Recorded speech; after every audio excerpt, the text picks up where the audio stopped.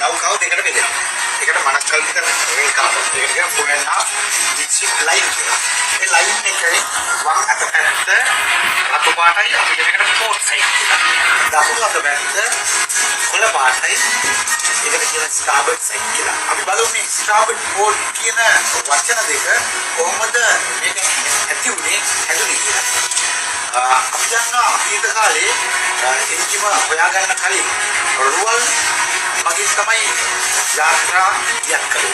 ඒ රුවල් නැව් වලින් යනකොට අපිට මේ වගේ নেভিগේෂන් ඉක්විප්මන්ට්ස් රේඩාර්, GPS මේ වගේ නවීන ආම්පන්නේ নেভিগේෂන් ඉක්විප්මන්ට්ස් තිබුණේ නැහැ.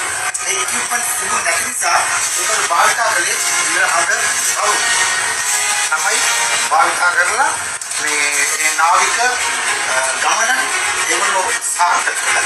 දරතරණය කළේ নেভিগේෂන් කළේ ඒ ඉලහඳ නැත්නම් තරු උපයෝගී කරගෙන.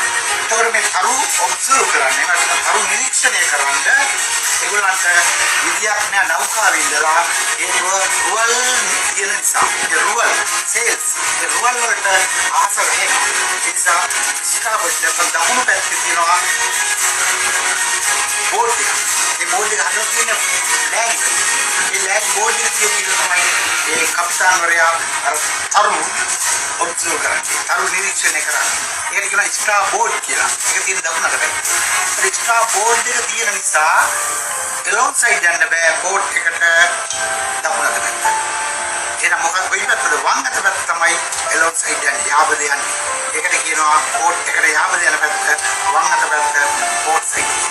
ඒතර බෝට් සයිඩ් ස්ටා බෝඩ් එක තියෙන පැත්ත ස්ටාබර්ඩ්. ඒකට ස්ටාබර්ඩ් සහ බෝට් කියන වචන දෙක හඳුන්නේ අන්නේ ආකාරයට.